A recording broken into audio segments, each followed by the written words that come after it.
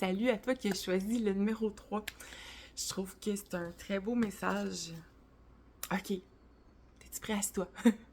Euh, est-ce que, est-ce que en ce moment, t'es au service de la vie?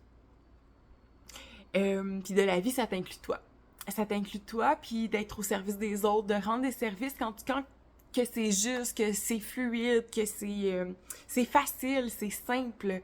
Des fois, tu sais, ça peut nous demander des efforts, de l'énergie, d'aider les autres, mais en dedans de nous, on ressent une joie. Parce que, puis c'est prouvé scientifiquement, hein, là, j'ai pas les chiffres, je suis vraiment pas bonne pour retenir les chiffres, mais quand on voit un acte de service, qu'on est juste témoin d'un acte de service de quelqu'un qui rend service à quelqu'un, euh, mais oui, ça favorise la libération de substances qui favorisent le bien-être. Voilà, j'ai été faire une petite recherche pour avoir les bons mots. Dans notre corps, qui nous amène de la joie et de la bonne humeur. Puis quand on rend service, c'est la même chose. Quand on reçoit un service, c'est la même chose. Donc imaginez le pouvoir de la joie de rendre service. Puis c'est ça le message cette semaine pour toi que je choisis numéro 3. C'est parce que la ligne, parfois, elle est mince entre rendre service et être au service. Puis là, on t'invite à te questionner, puis juste à observer, là, sans jugement, là.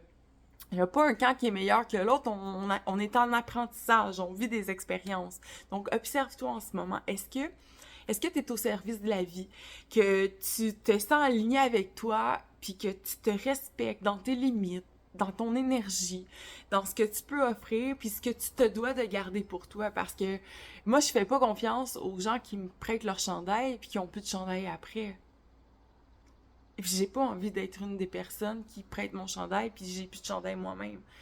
C'est pas sain. J'avais déjà entendu ça, puis j'aimais beaucoup parce qu'avant, je rendais service à tout le monde en dépassant mes limites, en dépassant mon énergie, puis après, c'est moi qui se retrouvais sans énergie, puis sans rien, en fait.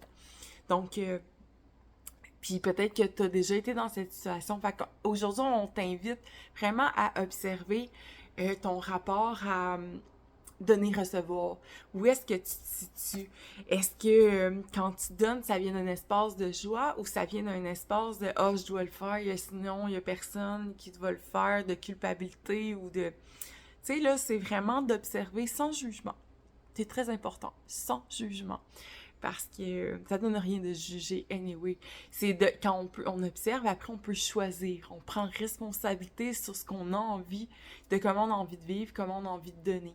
En se respectant, en s'aimant, puis en offrant de ce qui déborde en nous, pas de ce qui nous vide. Puis après ça, tu sais, la carte qui vient conjuguer ce message-là, c'est, ça n'a pas rapport le mot conjuguer, la carte qui vient supporter le premier message, c'est la conscience. Il y a un espace en toi qui sait ce qui est vrai de ce qui ne l'est pas. Puis on te demande vraiment de te connecter à cette connaissance-là intuitive des choses parce qu'elle nous procure un sentiment de sécurité intérieure naturelle. Ça veut tout dire. Fait que, tu sais, c'est vraiment de te questionner à partir de cet espace-là puis de réaligner tes actions. Donc, j'espère que ça te parle. J'espère que lorsque tu donnes, tu te sens rempli de joie. Parce que c'est comme ça qu'on devrait donner. Bonne semaine. Salut!